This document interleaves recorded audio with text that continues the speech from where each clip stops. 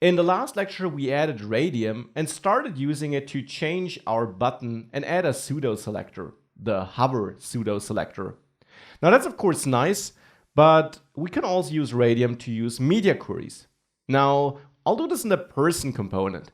There we have a person class, and we could of course easily add a media query here where we say if the min width is, let's say, 500 pixels, then we override our person class to have a width of 450 pixels and no longer use percentages. We could absolutely do that, but I will comment this solution out because I don't want to use my CSS class. I want to show you how to do it with Radium, which you might need in some occasions if you want to scope it to a component or if you want to change it dynamically. So for that, I'll add a new style. And of course, you can name this constant whatever you want in my function here. And there, I now again will use a special selector, which will look really strange, but which works thanks to Radium. And don't forget to wrap your export with Radium down there, otherwise it won't work. And now you can write your media query here. Media, min length, min width, 500 pixels. And then define the styles as a JavaScript object.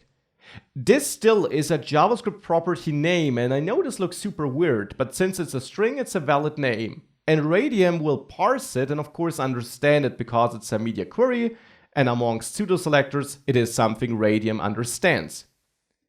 Now here we could say that we want to set the width of the element to which we apply the style to 450 pixels. So a fixed width, which is not growing dynamically. And now I want to assign this to my component here, want to assign the style, and I do have my class added, but I now also have my style, which will override my class setting by default CSS rules, not because of Radium. And now we should see the following. If I reload the application, I toggle the persons.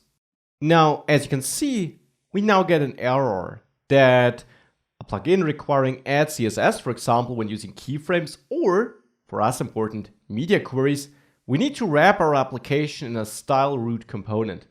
This is a component made available by Radium, and whilst wrapping the export with Radium is enough for pseudo selectors, for basically transforming selectors like media queries or also animations with keyframes, we need to wrap the entire application in a special component provided by Radium. There we can simply import style root from Radium. With this first Radium import here, we're importing the default export of that file, and then we import a named export, style root. And now we can simply wrap our whole application with that. So what we can do is we can simply go here, whoops, not in person, sorry, in the return statement, and simply wrap everything, the whole div with the class name app, into style root like this.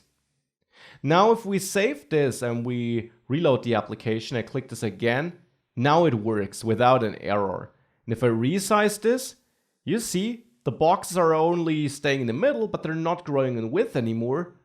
They are growing in width to 60% of the size though, if I go below my media query threshold, which was 500 pixels.